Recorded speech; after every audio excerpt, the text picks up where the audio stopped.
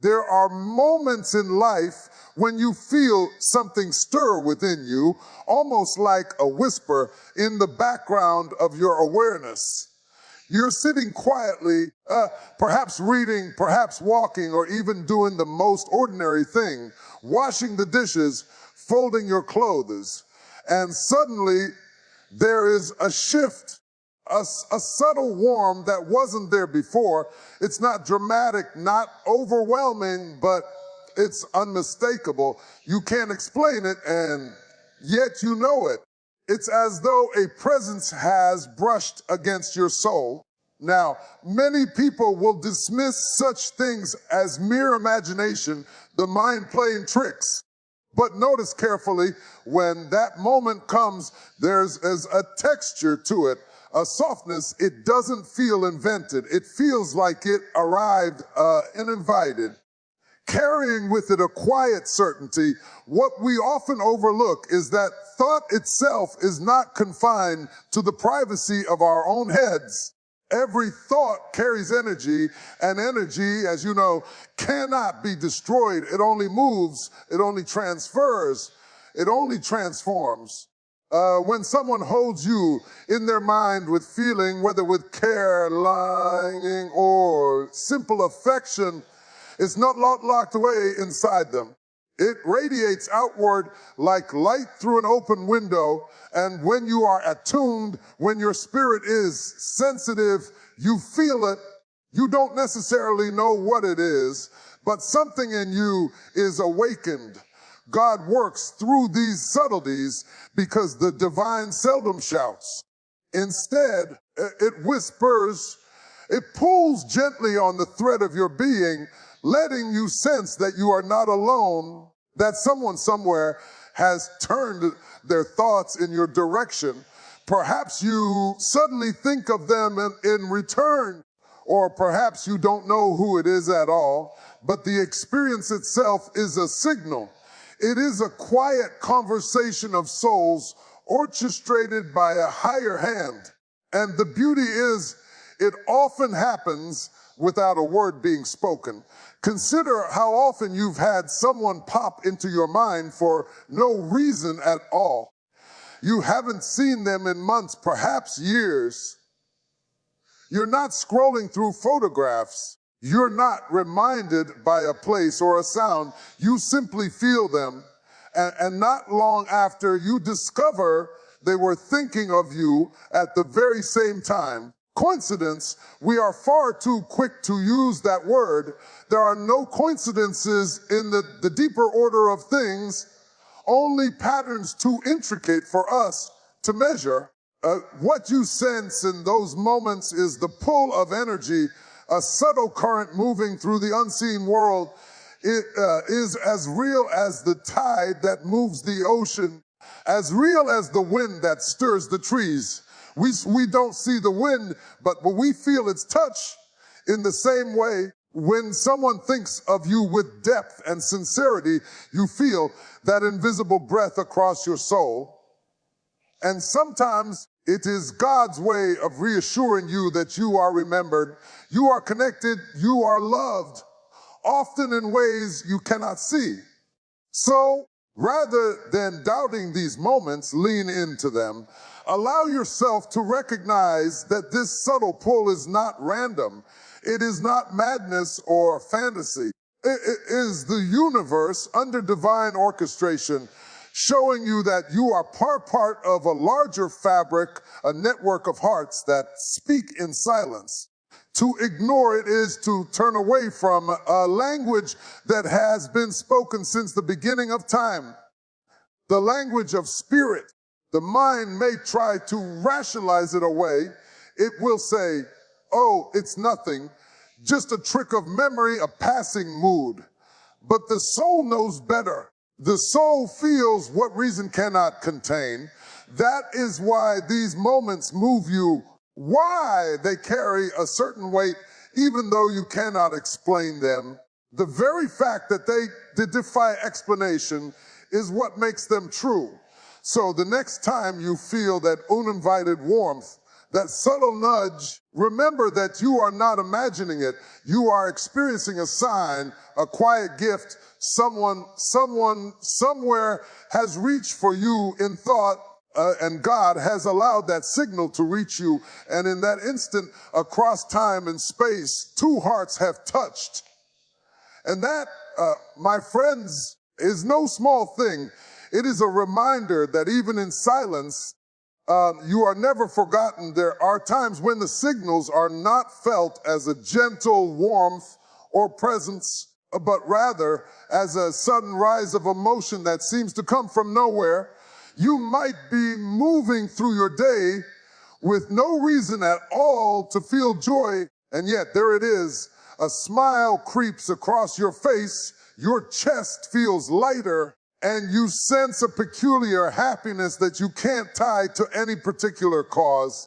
Or conversely, there are moments when you feel a weight press upon your spirit, a sadness or even a restlessness, as though something unseen is tugging at you. These are not random shifts.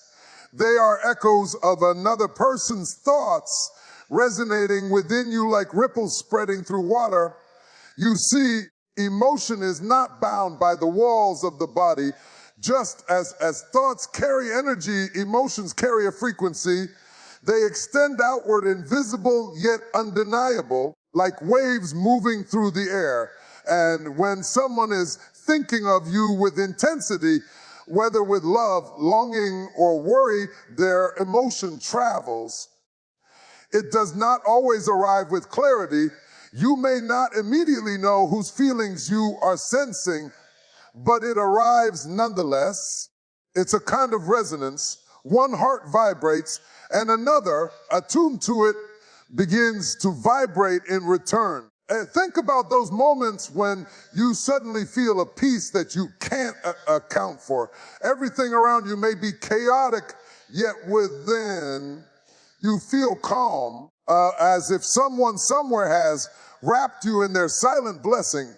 Perhaps that very moment, someone is remembering you with kindness, praying for you, or sending you love without even speaking your name. And somehow you feel it. It's not logical, but it is deeply real. The same is true with heaviness. Sometimes, without reason, you feel a sudden sorrow. You look around and wonder, what do I feel like this? And yet, in that very moment, it may be that someone somewhere is holding you in their thoughts with a burdened heart. Maybe they miss you. Maybe they're worried for you. Maybe they're simply carrying you in memory with a weight that you, being connected, can sense. God allows this not to trouble you, but to remind you of the mystery of connection, that we are never as separate as we think. It is almost like an unspoken language, a dialogue of emotion that passes between souls without the need for words. And when we pause long enough to notice, we begin to realize just how rich this dialogue really is. Most of the time we rush through life so quickly, numbing ourselves to the subtleties of feeling, that we miss these signals altogether. But when we slow down, when we truly listen within, we discover that what we feel may not always belong to us alone. This is why God often speaks through emotion, because words can be misleading. Words can lie, they can mask, they can confuse. But emotion, raw, unprovoked emotion, often bypasses the mind and strikes straight into the heart. And in that strike, there is a purity, a truth that cannot easily be explained away. So when joy rises in you without cause, give thanks for it. It may be a sign that someone is holding you in the light of their thoughts. And when sorrow comes uninvited, do not despair. It may be that someone's longing for you or their need of you is brushing against your spirit. In both cases, You are being reminded that you are not forgotten, that the bonds of love and thought reach farther than we can see. It is tempting to dismiss such things as fleeting moods or chemical accidents in the brain. But listen closely when you pay attention. When you live with sensitivity, you come to know the difference. You can feel the difference between the random fluctuation of mood and the sacred echo of another's thought. And once you recognize it, you will never see your emotions in quite the same way again. For in those unexpected moments of joy or sorrow, peace or unrest, the veil lifts just enough to show you that someone somewhere is thinking of you. And in that realization lies a quiet miracle. You are deeply, invisibly connected. And that, you see, is the divine language of the heart. Truth spoken without a single word. When the noise of the world finally quiets, when the lights are dimmed and you lay your head upon the pillow, something remarkable happens. The mind loosens its grip on the day, and the soul begins to wander into realms unbound by time or distance. And it is often in these hours, in the stillness of sleep, that we find ourselves encountering the presence of another. They appear in dreams, not always vividly, not always with detail, but they are there. Sometimes they arrive smiling, sometimes they arrive in silence, sometimes merely as a shadow or a fleeting image. Yet even the faintest glimpse is enough to stir something deep within you. Dreams are not merely the chaos of neurons firing, as many would have us believe. Dreams are the language of the unconscious, and the unconscious is not limited to one mind alone. It is the great sea from which all individual thoughts rise, a place where souls intermingle and exchange what they cannot yet speak in waking life. When someone holds you in thought with enough strength, when their spirit lingers upon you in waking hours, it is not uncommon for that energy to find its way into your dreams. And when you wake, you feel it lingering still, like the fragrance of flowers long after the garden has faded from sight. There are nights when you dream of someone you haven't seen in years. You awake with the sensation that it was more than memory. It felt alive, as though the connection had been rekindled in the hidden chambers of your mind. And sometimes, curiously enough, you discover later that they had been thinking of you at that very time. How strange, you might think, and yet how wondrous. What are these but whispers of a higher intelligence reminding us that thought and spirit travel beyond our conscious reach? Even visions that come in that half-waking state, those moments when you are neither fully asleep nor entirely awake, can carry the same weight. A sudden image, a fleeting voice, a presence brushing through your awareness. These are not empty hallucinations. They are messages carried across the threshold of sleep, allowed by God to reach you in the moments when your defenses are down, when your reason no longer argues, and your spirit is open enough to receive. You see, when the conscious mind steps aside, the soul is free to listen. And in that freedom, we sometimes catch glimpses of truths too subtle for daylight. That is why so many people throughout history have trusted their dreams. Prophets, poets, philosophers, they all knew that dreams carry signals. They understood that when you are visited in the night by someone you cannot forget, it is not always imagination. Sometimes it is communion. And so when you wake from a dream that leaves you moved, don't dismiss it. Don't brush it away as nonsense or the byproduct of too much food before bed. Pause. Feel it. Ask yourself why it carried weight. For in that lingering emotion lies the sign. Someone's thoughts, someone's spirit has reached you, and God, in his quiet wisdom, has allowed it to unfold in a place beyond words.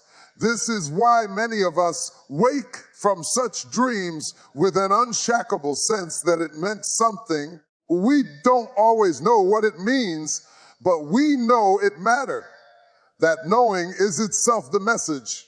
It is a reminder that the connections between souls are not bound by waking life, not bound by miles or years, but extend into the mystery of night where the soul roams free. So the next time you find yourself dreaming of someone, especially with a clarity that stays with you long after the dream has ended, consider it not a coincidence, but a sign. For in those silent hours, when you least expect it, another heart may have found its way to you. And that is the quiet miracle of dreams, the unseen made visible, the distant made near, the forgotten made present once more. There is another way these signals appear, and it is through what we often dismiss as coincidence. You're walking through your day thinking of someone without any particular reason, and just as that thought drifts across your mind, your phone lights up with their name. Or you're about to reach out to them, and they reach out first. Sometimes you even run into them in most unlikely of places, as though the world itself conspired to arrange the meeting. We shrug and say, what are the chances? But chance is far too thin a word for something so precise, so deliberate. What we call coincidence is often the visible surface of a deeper order, a hidden symmetry in the fabric of existence. Beneath what seems random lies a design too subtle for us to calculate. It is as if two separate melodies suddenly fall into harmony, and in that moment, we recognize the pattern. That recognition, that sense of timing that feels too perfect to ignore is itself a sign. It is God arranging the threads in such a way that they cross at exactly the right point, reminding us that thought, energy, and a connection move in step with something greater. Think of the countless times you have thought of someone and they appear, or you speak their name just as they call. If it happened once in your life, perhaps you could brush it away, but it happens too often with too much precision to be meaningless. It is the universe's way of saying, pay attention. There is more at play here than you realize, and when it happens, notice how you feel. There is usually a stillness, a hush inside, even if just for a second. It is as though time itself pauses to let you recognize the moment. That pause is important. It's not just the event that matters. It's the resonance it leaves in you, because in that resonance, you sense that life is not random, that your connections are woven into something larger than your own choices. It can be as simple as an unexpected message, or as profound as meeting someone at the exact moment you needed their presence. Either way, it is not accident but alignment, and alignment is one of the ways God speaks. We tend to imagine divine messages as thunderous, unmistakable events, but more often they appear like this, quietly, softly, in the rhythm of perfect timing. The key is whether you recognize it or dismiss it. Many people wave it away, calling it luck or coincidence, and by doing so, they close the door to a deeper understanding. But when you choose to see these moments as signs, you begin to live with greater awareness. You begin to notice that your life is not a series of disconnected events, but a living pattern. each thread weaving with another under a hand far wiser than your own. And isn't it remarkable how this alignment always comes when it needs to, rarely too soon, rarely too late. It arrives at the very moment it should, even if it doesn't always make sense at the time. That's the nature of divine timing. It cannot be forced. It cannot be rushed. But when it comes with precision, reminding you that you are seen, you are remembered, you are a part of a greater story unfolding with exquisite care. So when you experience these moments of perfect timing, don't brush them away. Pause. Feel the wonder of it. Recognize that someone's thoughts, perhaps even their longing for you, have aligned with your own in a way that only God could orchestrate. These so-called coincidences are not random. They are reminders that your life and your connections are held within an order far greater than chance. And the truth is, when you see it clearly, you realize it has never been coincidence at all. It has always been intention gently revealed. There are times when the signal does not come through dreams, nor through sudden joy, nor even through perfect timing. Sometimes it arrives as a quiet restlessness within you, a stirring of the heart that you cannot explain. You might be sitting still, and yet something within refuses to sit still with you. Your thoughts circle back to a certain face, a certain name, even when you try to focus elsewhere, or perhaps it isn't even clear who you are being drawn toward. You only know that your spirit feels unsettled, as though someone has tugged at an invisible thread that runs straight through you. This restlessness is one of the clearest ways God allows us to sense that another person is thinking of us, because the heart, when stirred, sends ripples into the unseen world. And when those ripples touch you, you feel them not as words, but as longing, as pull, as a subtle demand on your attention. It can be gentle, like a feather brushing across your thoughts, or it can be insistent, refusing to leave you alone. Either way, it is the quiet testimony of connection that someone's inner gaze has reached you. You have felt it, haven't you? That experience of waking in the middle of the night with no reason at all, only to find your mind alive with the memory of someone, not because you chose to think of them, but because as it was though intruded upon your silence. Or perhaps in the middle of the day, you pause, suddenly consumed by thoughts of a person you had not considered for weeks, and you can't quite explain why. These are not random accidents. They are moments when the unseen tether between you and another has been pulled, and your spirit cannot help but respond. It is tempting to brush such things aside, to call them distractions of the mind, but notice how persistent they can be. When someone is truly holding you in their thoughts, especially with depth, whether in affection, in longing, or even in worry, you will often feel it in a way that is difficult to ignore. The restlessness does not fade quickly because it is not yours alone. It is shared. It is the echo of their inner world vibrating through yours. And there is something profoundly humbling about this realization, for it means that no matter how separate we may feel on the surface, there is a deeper bond that cannot be severed by distance or silence. When someone thinks of you deeply enough, when their heart leans toward you, you will know it not by reason, not by evidence, but by that undeniable stirring within.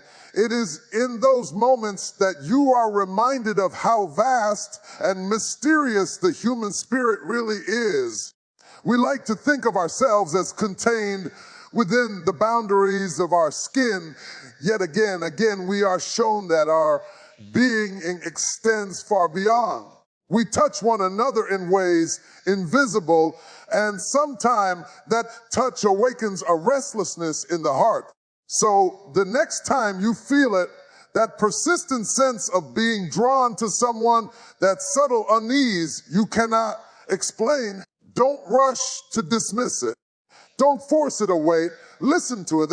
It may very well be a sign that someone somewhere is reaching for you in silence.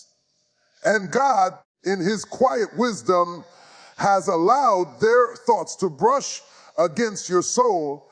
And when you recognize it for what it is, the restlessness no longer feels like a burden.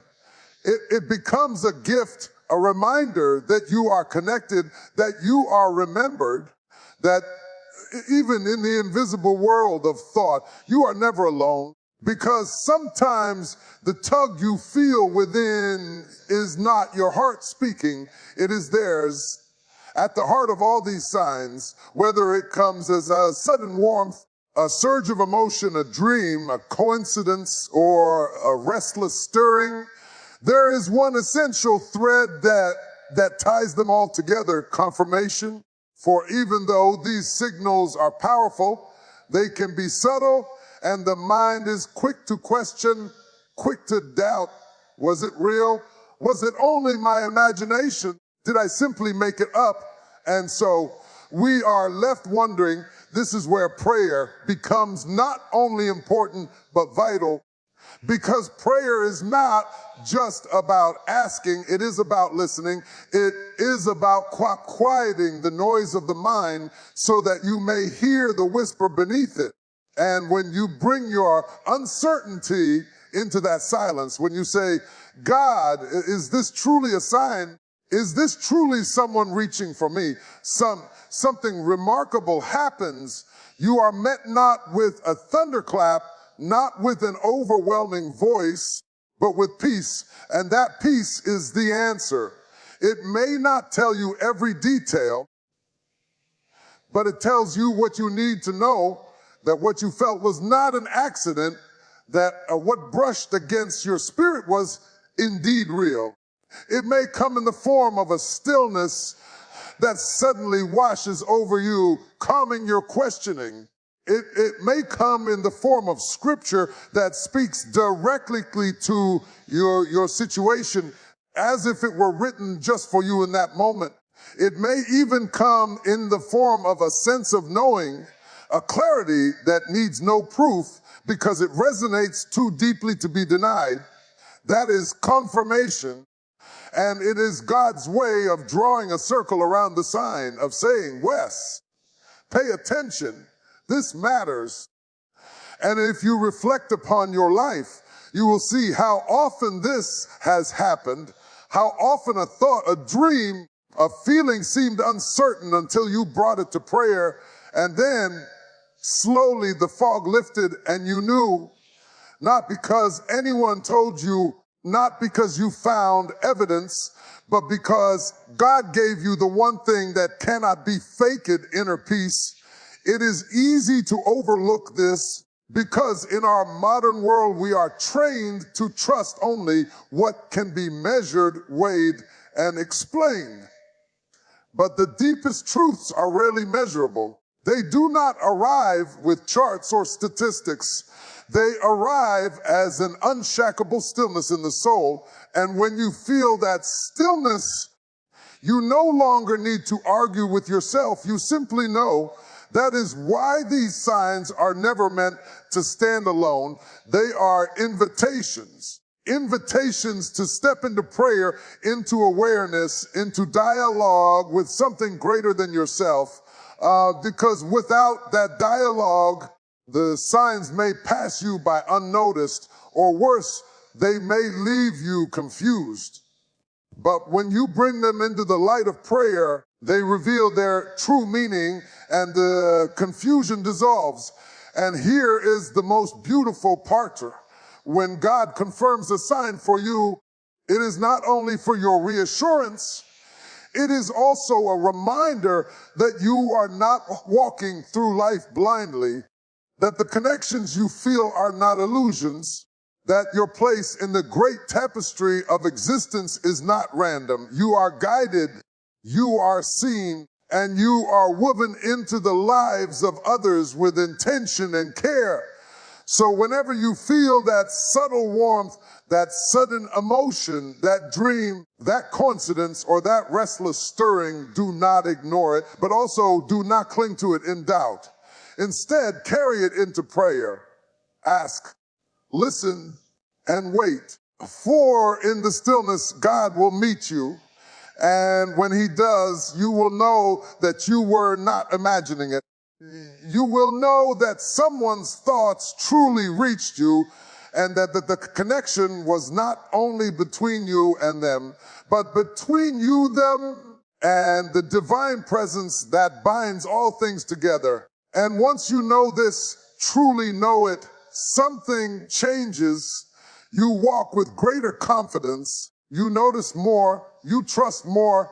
You begin to see life not as random moments strung together, but as a living conversation between hearts, guided by a wisdom greater than your own.